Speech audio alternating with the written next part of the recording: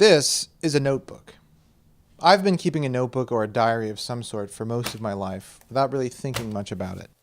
It was just something I did. But I've recently started wondering about the notebook as a thinking tool. I'm a teacher by trade, so these sorts of questions interest me. For instance, how might keeping a notebook help you learn? Or what sorts of thinking does keeping a notebook encourage? To begin answering these questions, I asked the people who surround me all day. My students. Some of them keep very detailed notebooks, and they let me take a look. They talked with me about why they do it, what they like, and why their notebooks are important to them. Like, now that I look back, I bet I could go back and try a different approach. These are some of the people that inspire me. So when I open it, if I'm having a bad day, I remind myself, keep going. Aside from lots and lots of students, I also talked with my friends, read some books and articles, and I'm prepared to take the following stand. Keeping a notebook does, indeed, help you learn. Now, to understand what I mean, I think it's important to think of learning as a search. It's a search motivated by the hunch that if you keep exploring, if you keep investigating, you'll find that thing that's out there for you to discover. What is a circle? Billy hands up. Admittedly, learning is sometimes just sitting in a chair, receiving and remembering information.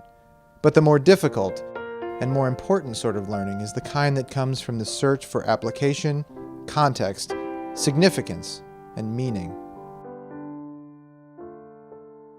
How does a notebook help with this sort of learning? A notebook helps to center this search. It's a home, a starting point. For example, let's say you're in your backyard and you're having a picnic, and you decide to find a four-leaf clover. You probably wouldn't start way back here, and you probably wouldn't conduct your search completely at random. It makes much more sense to start here and to conduct your search outward from where you were sitting. This is an important function of a notebook, this centering. Just as a picnic blanket creates the center of a field, or a towel the center of a beach, your notebook is the origin, the gravitational center around which your search orbits. It's a point of reference, a home base.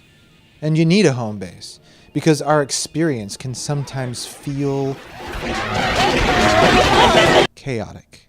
If you keep a notebook, as you go about your day, you're always asking the question, is this pertinent to my search? Is this something I should put in my notebook? And not everything goes in. Some things are pertinent, and some things are not. But you have to choose. You have to pay attention. And I think we can all agree that to learn anything, you've got to be paying attention. And honestly, that's why it's hard. A notebook requires attention, but it will not compete for your attention. Unlike many of our digital tools, a notebook doesn't embrace novelty or immediacy. It doesn't send you push notifications. It doesn't have blinking lights or interactivity. It just sits there.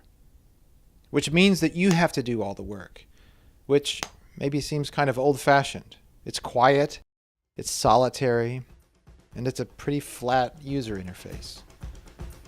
But the payoff is huge. Your attention will yield pages of ideas, and these will reveal constellations of relationships and meaning, and all of it belongs to you. Keep it the way you want to keep it. Work on stuff that you find interesting.